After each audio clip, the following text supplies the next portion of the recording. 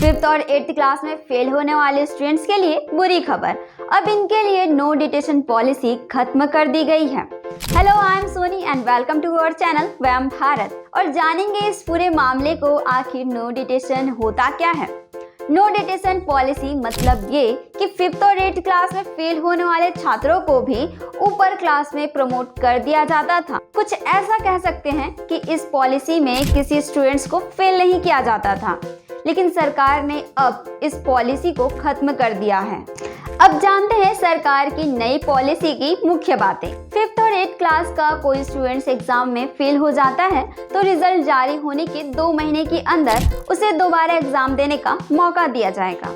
अगर इस बार भी स्टूडेंट्स फेल हो जाता है तो उसे उसी क्लास पे रोक दिया जाएगा। जरूरत पड़ने पर क्लास टीचर स्टूडेंट की कमजोरी पहचान कर पेरेंट्स से बातचीत कर स्टूडेंट पर विशेष ध्यान देंगे। प्रिंसिपल 5th और 8th क्लास से प्रमोट न किए जाने वाले स्टूडेंट की लिस्ट बनाएंगे और उनकी प्रोग्रेस की मॉनिटरिंग करेंगे।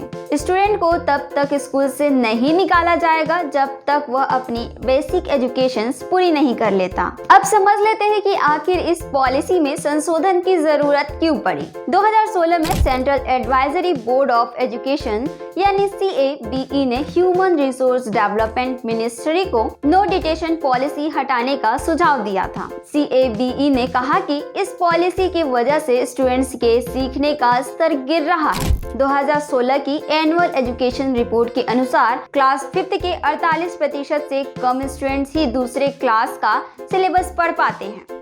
ग्रामीण स्कूलों में 8वीं क्लास के सिर्फ 43% ही स्टूडेंट्स सिंपल डिवीजन कर सकते हैं। 5th क्लास में 4 में से सिर्फ 1 स्टूडेंट ही अंग्रेजी का वाक्य पढ़ सकता है। कई राज्यों और केंद्र शासित प्रदेशों ने प्रारंभिक शिक्षा पर आर्टिकल 16 के इस असर को लेकर चिंता जताई थी।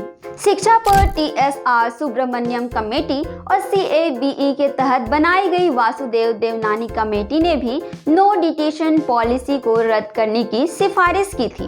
अब ये भी समझ लेते हैं कि आखिर नो डिटेशन पॉलिसी क्यों लागू की गई थी और इसकी जरूरत क्यों पड़ी थी। No detention policy right to education 2009 का हिस्सा थी।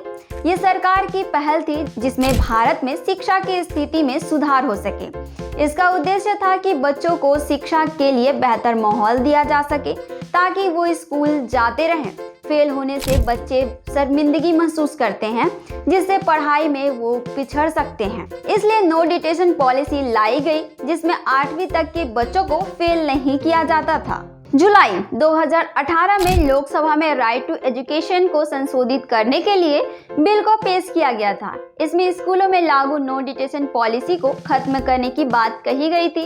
इसके अनुसार 5th और 8th क्लास के स्टूडेंट्स के लिए रेगुलर एग्जामिनेशन की भी मांग की गई थी। इसी के साथ फेल होने वाले स्टूडेंट्स के लिए 2 महीने के अंदर री एग्जाम कराने की भी बात की गई थी। 2019 में ये बिल राज्यसभा में पास हुआ। इसके बाद राज्य सरकारों को यह हक था कि नो डिटेशन पॉलिसी हटा सकते थे या लागू कर सकते थे। यानी राज्य सरकार ये फैसला ले सकती थी कि 5th और 8th में फेल होने वाले बच्चों को प्रमोट करना है या फिर क्लास रिपीट करवानी है। 16 राज्य और 2 केंद्र शासित प्रदेश दिल्ली और पांडुचेरी नो डिटेशन पॉलिसी पहले ही खत्म कर चुकी है।